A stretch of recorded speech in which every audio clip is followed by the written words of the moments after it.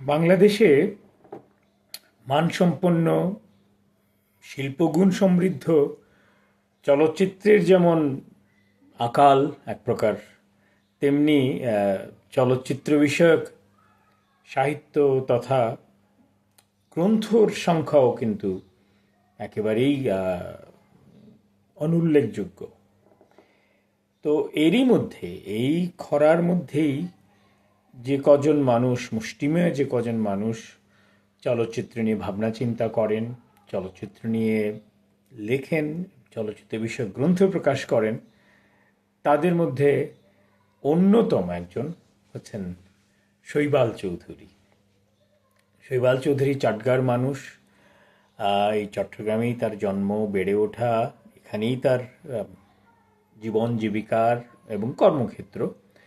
কিন্তু এর বাইরে তিনি যে চলচ্চিত্র বিষয়ক কাজগুলো করেছেন, তার ভিত্তিটি বেশ মজবুতভাবে তিনি কিন্তু এই শহরের মাটিতেই রোপণ করেছেন এবং তার ইতিহাস প্রায় অর্ধশতকের মতো হতে চলল। অর্থাৎ দীর্ঘদিন ধরে তিনি এই কাজ করছেন এবং বেশ দক্ষতার সঙ্গে চলচ্চিত্র সংসদ আন্দোলনের সঙ্গে নিজেকে জড়িয়ে রেখেছেন। Chittagong film society, Chittagong film centre, এখন চিটাগাং ফিল্ম ইনস্টিটিউট ইত্যাদি নানাবিধ প্রতিষ্ঠানের সঙ্গে তিনি যুক্ত ছিলেন। কিছু কিছু সঙ্গে তিনি নিজ হাতে প্রতিষ্ঠা করেছেন এবং সেগুলোকে দক্ষতার সঙ্গে পরিচালনা করছেন। পাশাপাশি তার নিজের লেখা, নিজের চলচ্চিত্র নির্মাণ প্রয়াসও কিন্তু তিনি করে যাচ্ছেন একই সমান্তরালে। মূলত তথ্যচিত্রই তথা প্রামাণ্যচিত্রই তিনি নির্মাণ করেন, কিন্তু একটি কাহিনীচিত্র রয়েছে তার। আরও কিছু তার পরিকল্পনার মধ্যে আছে। আমরা আশা করছি অদূর ভবিষ্যতে তার কাছ থেকে আমরা আরও কিছু তথ্যচিত্র, প্রামাণ্যচিত্র ইত্যাদি পাব। তো এইসব বিষয়ের পাশাপাশি তিনি যে বই রচনা করেন চলচ্চিত্র বিষয়ে, তার দুটি গ্রন্থ আমার হাতে এসেছে। একটি সরাসরি একটি চলচ্চিত্র নিয়ে, আর একটি চলচ্চিত্র সম্পৃক্ত একজন ব্যক্তিত্বকে নিয়ে। যে বইটি চলচ্চিত্র নিয়ে একেবারে, সেটি হচ্ছে বাড়ি থেকে পালিয়ে। আপনারা বুঝতেই পাচ্ছেন এটি ঋত্বিক ঘটকের একটি চলচ্চিত্র, বেশ ভালো, বেশ খুবই শক্তিশালী চলচ্চিত্র, যদিও তুলনামূলকভাবে কম পরিচিত, কম আলোচিত, এবং সেটিই শৈবালকে উদ্বুদ্ধ করেছে এই গ্রন্থটি রচনার ক্ষেত্রে। তিনি বইটির শিরোনাম, উপশিরোনাম রেখেছেন বাড়ি থেকে পালিয়ে ঋত্বিক জীবনের প্রতিচ্ছবি। অর্থাৎ এই ছবিটির ভিতর তিনি ঋত্বিকের জীবনকেই খুঁজে পেয়েছেন।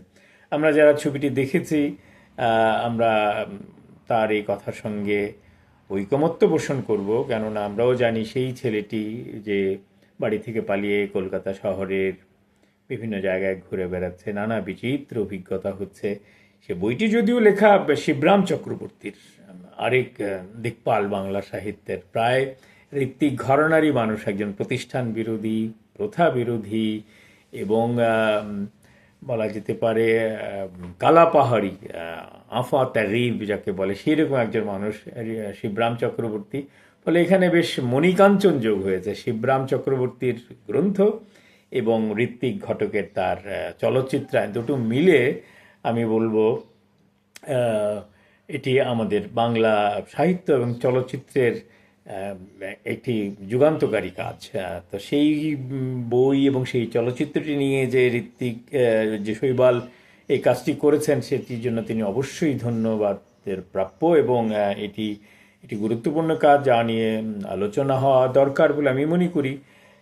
কিন্তু আমাদের দেশে হয়তো সেইটা তেমনটি হয় না, যেহেতু এই সংস্কৃতিটিই নেই। কিন্তু বইটি তিনি যেহেতু আমাকে উপহার দিয়েছেন স্বহস্তে লিখে, এটি আসলে গত বছর প্রকাশিত হয়েছে। গত বছর আপনারা জানেন যে ঋত্বিক ঘটকের জন্মশতবর্ষ গিয়েছে 2025 সালে। তো তিনি লিখে দিয়েছেন, দীর্ঘ জীবনের বন্ধু আলম খোরশেদকে প্রথম কপিটা দিলাম অনেক শুভকামনায়। এই তার হাতের লেখা, 20শে সেপ্টেম্বর 2025 আমি অত্যন্ত আনন্দিত, গর্বিত এবং এক ধরনের শ্লাঘাই অনুভব করছি যে তিনি প্রথম কপিটি আমাকে দেওয়ার সিদ্ধান্ত নিয়েছেন এবং আমার হাতেই তুলে দিয়েছেন। শৈবালকে অনেক অনেক ধন্যবাদ ও কৃতজ্ঞতা জানাই এই কাজটি করার জন্য এবং এই বইটি আমাকে উপহার দেওয়ার জন্য। আর শৈবাল চৌধুরী সম্পর্কে আরেকটু আমার মনে হয় বিশদে আমরা বলে নিতে পারি বইটিতে যাওয়ার আগে।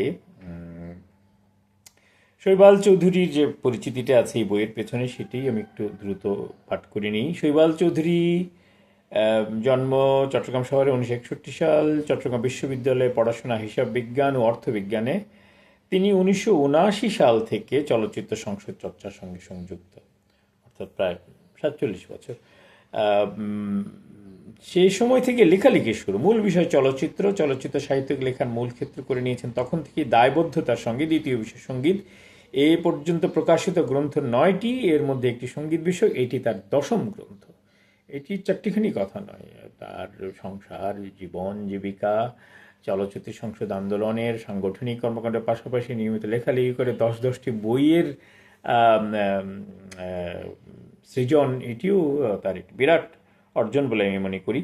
চলচ্চিত্র নির্মাণেও নিয়োজিত, এ পর্যন্ত নির্মাণ করেছে 5টি প্রামাণ্য চলচ্চিত্র: Dipta Padabali, Kabiyal Phani Barua, portrait of a dancer, নৃত্যগুরু রুনু বিশ্বাস, বিনয়বাসী, লোকশিল্পী বিনয়বাসী জলদাস, বিস্তৃত অধ্যায়, মুক্তিযোদ্ধা বেগম মুস্তারি শফি এবং মেঠো পথের গান, লোকশিল্পী আব্দুল গফুর হালিকে নিয়ে করা তার প্রামাণ্যচিত্র। প্রথম কাহিনীচিত্র ভূমিকম্পের পরে মুক্তি পেয়েছে 2018 সালে। প্রতিষ্ঠাতা পরিচালক হিসেবে যুক্ত ছিলেন চট্টগ্রাম চলচ্চিত্র কেন্দ্রের সঙ্গে 1993 সাল থেকে 2017 পর্যন্ত। সভাপতি হিসেবে ছিলেন 2018 থেকে 2022 পর্যন্ত। 2023 সালে 7 জানুয়ারি চট্টগ্রাম চলচ্চিত্র কেন্দ্রে অবসর গ্রহণ করেন। 2023 সালে 3রা ফেব্রুয়ারি প্রতিষ্ঠা করেন চট্টগ্রাম ফিল্ম ইনস্টিটিউট। বর্তমানে তিনি ইনস্টিটিউটের সভাপতি। Federation of film societies of বাংলাদেশের সহসভাপতি পদে 2012 সাল থেকে নিয়োজিত।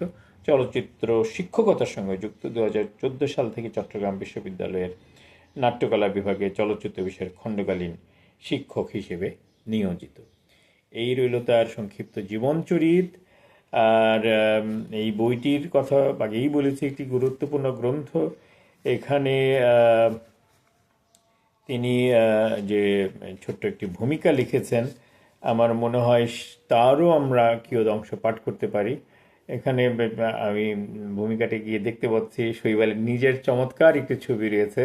তার সেই বয়সে, যে বয়সেরই এক শিশু বা কিশোর বাড়ি থেকে পালিয়ে কলকাতা শহরে এসেছিল, তার ছবিটিও দেখতে পারেন আপনারা। এখানে দারুণ লাগলো আমার কাছে। তো ভূমিকার নিচেই তিনি তার সেই বয়সে একটি ছবি খুঁজে পেতে এনে যুক্ত করে দিয়েছেন। যাই হোক, আমরা ভূমিকাটা থেকে খানিকটা পাঠ করি। জন্ম শতবর্ষে গুরু দক্ষিণা, অর্থাৎ তিনি ঋত্বিককে গুরু পদে আসীন করেছেন এবং তার প্রতি দক্ষিণা দানের উদ্দেশ্যে এই বইটি রচনা করেছেন। তিনি লিখছেন, ঋত্বিককে চাক্ষুষ দেখিনি, তবে কৈশোরের শুরুতে 1973 সালে চট্টগ্রামের সিনেমা প্যালেস প্রেক্ষাগৃহে তিতাস একটি নদীর নাম দেখার মধ্য দিয়ে তাকে প্রথম দেখি। এরপর বাবার কাছে তার পরিচয়ের পাঠ। পরের বছর 1974 সালে বাংলাদেশে অনুষ্ঠিত ভারতীয় চলচ্চিত্র উৎসবে চট্টগ্রাম আলমাস প্রেক্ষাগৃহে দেখি সুবর্ণরেখা। দুটি ছবি দেখে অশ্রু সজল চোখে প্রেক্ষাগৃহে বের হয়েছিলাম মনে পড়ে। তখন থেকে ঋত্বিকুমার ঘটক আমার গুরুর আসনে অধিষ্ঠিত। সেই কৈশোর থেকেই তাকে একটু একটু করে জানার আর বোঝার আগ্রহ এবং প্রচেষ্টা, যা আজও সমান অব্যাহত। প্রতিনিয়ত তাকে পড়ার, দেখার, জানার এবং বোঝার চেষ্টা করি। মাত্র 51 বছরের জীবনকালে ক্ষণজন্মায়ী মহাশিল্পীকে ধরা ছোঁয়া দুঃসাধ্য, যেন এক অতল সমুদ্র, যার স্রোতধারার অনেক স্তর। তাঁর লেখাগুলি তাই বারবার পড়ি, বারবার দেখি তার ছবিগুলি। 1978 সালে চট্টগ্রামের ভারতীয় দূতাবাসে অযান্ত্রিক দেখার সুযোগ ঘটে। ভিসিআর আসার পর 1985-তে দেখে মেঘে ঢাকা তারা ও কোমল গান্ধার। এরপর বাড়ি থেকে পালিয়ে যুক্তিতক্ক আর গপ্প ও নাগরিক। চোখের সামনে একের পর এক আশ্চর্যময় জবনিকা খুলে যেতে থাকে। এরপর তিনি শিবরাম চক্রবর্তীর সম্পর্কে লিখছেন, শিবরাম চক্রবর্তীর উপন্যাস বাড়ি থেকে পালিয়ে পড়ার আনন্দময় স্মৃতি আগে থেকেই ছিল। ঋত্বিক ঘটককৃত চলচ্চিত্ররূপ সে আনন্দকে আরও বৃদ্ধি করার পাশাপাশি ভাবনার অনেক অবকাশ এনে দিয়েছে। একটি ভিডিও ক্যাসেট সংগ্রহ করে তখন অনেকবার এবং পরে ডিভিডি সংগ্রহ করে ছবিটি বারবার দেখেছি।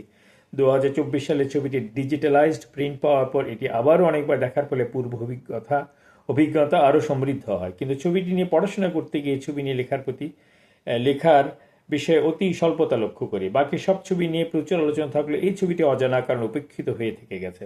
হয়তো শিশুতোষ বা হাস্যরসাত্মক সাধারণ ছবি বিবেচনায় ছবিটি বিদগ্ধজনের উপেক্ষা করে গেছেন, অথচ বাড়ি থেকে পালিয়ে একটি রত্নভাণ্ডার। এসব কারণে ছবিটি নিয়ে একটু বিশদে কিছু লেখার তাগিদ বোধ করি।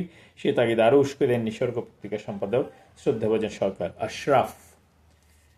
লেখাটি নিসর্গে 2025 সালের 21 সংখ্যায় প্রকাশিত হয়। লিখছেন শৈবাল। বইটিতে তিনি অনেক মূল্যবান কিছু প্রামাণ্য দলিলও হাজির করেছেন, যেমন বাড়ি থেকে পালিয়ে সেই পোস্টার, তার টাইটেল পেজ বা ক্রেডিট লাইনের বিশদ উল্লেখ রয়েছে। ছবির বেশ কিছু আকর্ষণীয় স্থির চিত্র রয়েছে, কয়েকটি ঋত্বিক জীবনের ব্যক্তিগত চিত্র, যার মধ্যে একটি উল্লেখযোগ্য ঋত্বিক ঘটকের পিতা সুরেশচন্দ্র ঘটক ও মাতা ইন্দুবালা দেবীর ছবি, যা হয়তো আমরা সচরাচর দেখতে পাই না। এছাড়া ছবির সিনেমাটোগ্রাফার দীনেন গুপ্ত, সম্পাদক রমেশ যোশী, লেখক শিবরাম চক্রবর্তী, সঙ্গীত পরিচালক সলিল চৌধুরী, সবারই বেশ কিছু দুর্লভ ছবি এখানে তিনি যুক্ত করে দিয়েছেন। স্টিলগুলোর কথা তো আগেই বলেছি, স্থির চিত্র। সবার বইয়ের শেষে পরিশিষ্ট অংশে ছবিতে যে গানগুলো ব্যবহৃত হয়েছে, সলিল চৌধুরীর লেখা ও সুরারোপিত 3টি গানের লিরিক তথা কথাও তিনি এখানে যুক্ত করে দিয়েছেন, যা বইটির মূল্য অনেকটুকু বাড়িয়ে দিয়েছে। আর রয়েছে তার সহায়ক গ্রন্থাদি ইত্যাদি, যেগুলো পাঠ করে গ্রন্থটি রচনা করেছেন। তো একটি মূল্যবান বই, বাড়ি থেকে পালিয়ে দুর্লভ একটি বিষয় নিয়ে রচনা করেছেন। আমি বইটির বহুল প্রচার কামনা করি এবং আশা করি চলচ্চিত্রের সঙ্গে সম্পৃক্ত মানুষজন গ্রন্থটি সংগ্রহ করবেন, পাঠ করবেন এবং ঋত্বিকের কাছ থেকে প্রেরণা নিয়ে তাদের আরাধ্য কাজগুলো করে যাবেন। অন্য বইটি সৌমিত্র চট্টোপাধ্যায়কে নিয়ে, নাম সৌমিত্র চট্টোপাধ্যায় বঙ্গ সংস্কৃতির অগ্রপুরুষ। অর্থাৎ সৌমিত্রকে তিনি নিছক একজন চলচ্চিত্র অভিনেতা হিসাবে দেখছেন না, যেটি তার প্রধান পরিচয় বটেই, কিন্তু সৌমিত্র কিন্তু অন্যান্য অনেক পরিচয়। আমি ব্যক্তিগতভাবে তার কবিতার একজন অনুরাগী। তিনি অনেকগুলো কবিতা গ্রন্থ রচনা করেছেন, এছাড়া নাটক নিজে লিখেছেন, নাটক নির্দেশনা দিয়েছেন, অভিনয় করেছেন। কলকাতার নাট্যজগতে সৌমিত্র একটি বিশিষ্ট স্থান দখল করে আছেন। তো এই বইয়ের পরিশিষ্ট অবশ্য শৈবাল প্রচুর পরিশ্রম করে, আমি বলবো, এই তথ্যগুলো তিনি যুক্ত করে দিয়েছেন। এখানে সৌমিত্র চট্টোপাধ্যায়ের অভিনীত চলচ্চিত্র পঞ্জির পুরো তালিকা রয়েছে এবং সেই তালিকাটিতে প্রায় 393টি পূর্ণদৈর্ঘ্য ছবির নাম রয়েছে। এছাড়া মুক্তির অপেক্ষায় কোনগুলো রয়েছে তার করা তথ্যচিত্র, তার নিচে যদি একটি অটোগ্রাফও তিনি যুক্ত করে দিয়েছেন সৌমিত্রের নিজ হস্তের লেখা। একই এক রূপসজ্জা তবে, রূপের গভীরে গিয়ে অরূপের দেখা পাবো কবে। কি অসাধারণ লাইন! তিনি আগেই বলেছে তিনি একজন কবি। টেলিভিশনের জন্য তার কাজের তালিকা, নাটক, টেলিফিল্ম, টেলিভিশন ধারাবাহিক, নেপথ্যে কণ্ঠদান, সত্যিকারের গবেষণার কাজই করেছেন শৈবাল। সৌমিত্র রচিত গ্রন্থর কথা আগে বলেছি, প্রায় 20টি কবিতার বইয়ের তালিকা রয়েছে, ছড়ার বই 2টি, গীতি আলেখ্য, তিনি নাটকও লিখেছেন প্রায় 10টির মতো। সেই নাটক তালিকা, প্রবন্ধের বই, সৌমিত্র যে এতগুলো প্রবন্ধ গ্রন্থ রয়েছে সেটি আমার ব্যক্তিগতভাবে অজানা ছিল, যেমন মানিকদার সঙ্গে, গ্রন্থি, স্বগত, চরিত্রের সন্ধানে, অগ্রপথিকেরা, শিশির কুমার, পরিচয়, আত্মপরিচয় ইত্যাদি। তো সবগুলোই সৌমিত্র শৈবালের নজরে এসেছে এবং তিনি বেশ বিশদভাবে, অনুপুঙ্খভাবে সেগুলো এখানে উল্লেখ করেছেন। তার গ্রন্থ সম্পাদনা, তিনি যে অনেকগুলো গ্রন্থ সম্পাদনা করেছেন আমরা জানি। তিনি এক্ষণ পত্রিকা সম্পাদনা সঙ্গে যুক্ত ছিলেন, নির্মল আচার্যের সঙ্গে যুগ্মভাবে, সেটি আছে। তার একটি বিশাল সাক্ষাৎকার গ্রন্থ, অনসূয়া রায়চৌধুরীর সঙ্গে কথোপকথন, অভিনীত এবং নির্দেশিত মঞ্চ নাটকের তালিকা, সেখানেও প্রায় 50টি নাটকের নাম।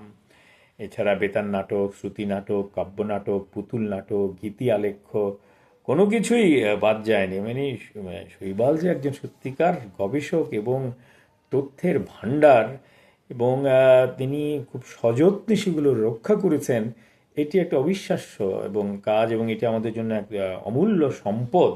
আমি মনে করি বাংলা চলচ্চিত্র শিল্প সাহিত্য নিয়ে যারা এই গবেষণা করবেন তাদের জন্য এই দুটি বই একেবারেই একটি আকরের মতো কাজ করবে বলে আমি মনে করি।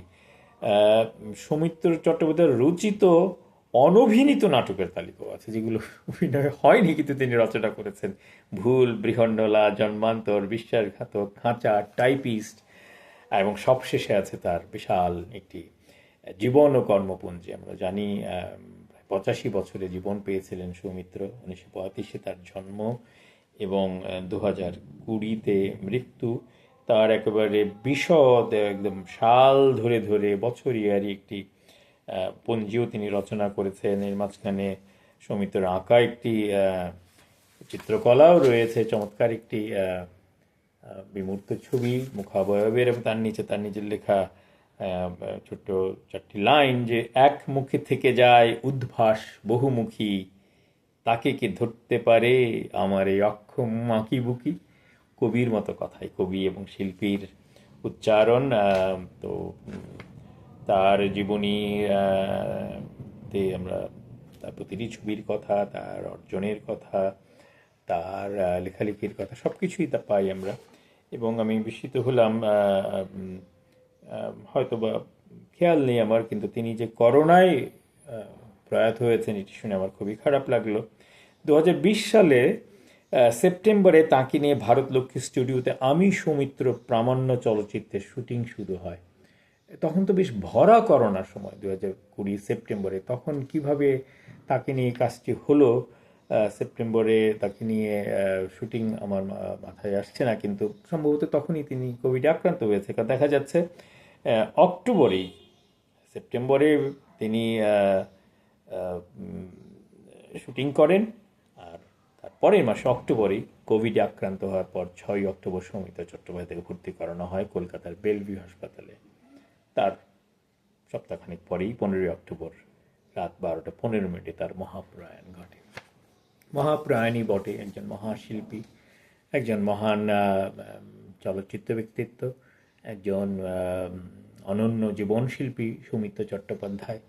তাকে নিয়ে শৈবাল চৌধুরীর এই কাজটি আমাদের চলচ্চিত্র সাহিত্যে একটি, বা সামগ্রিকভাবে আমাদের শিল্পকলার সাহিত্যে একটি অনন্য অমূল্য সংযোজন হিসেবে বিবেচিত হবে বলে আমি বিশ্বাস করি। আমি আমার বন্ধুস্থানীয় শৈবাল চৌধুরীকে আরও একবার এই দুটি মূল্য গ্রন্থ রচনা এবং আমাকে উপহার দেওয়ার জন্য ধন্যবাদ ও কৃতজ্ঞতা প্রকাশ করছি।